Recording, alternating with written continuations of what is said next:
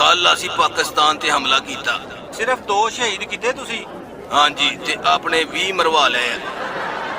ਉਹ ਤੇ ਹੁਣ ਲਾਸ਼ਾਂ ਵੀ ਨਹੀਂ ਚੁੱਕਣ ਦਿੰਦੇ ਪਏ। ਕਿਉਂ? ਕਹਿੰਦੇ ਅਸੀਂ ਇਹਨਾਂ ਨਾਲ ਸੈਲਫੀਆਂ ਬਣਾਉਣੀਆਂ ਨੇ। ਮਾਫੀ ਮੰਗ ਲਓ। ਮੰਗੀ ਸੀ। ਕੀ ਕਹਿੰਦੇ? ਕਹਿੰਦੇ ਆ ਕਿ ਮੋਦੀ ਇੱਥੇ ਆ ਕੇ ਪਹਿਲੇ ਨੱਕ ਰਗੜੇ। ਹੋਰ ਪੰਗੇ ਲੈ। ਹੁਣ ਦੱਸੋ ਮੈਂ ਉੱਥੇ ਜਾਵਾਂ ਜਾਂ ਨਾ ਜਾਵਾਂ? ਕਿਸੇ ਹੋਰ ਨੂੰ ਘੱਲ ਦੇ।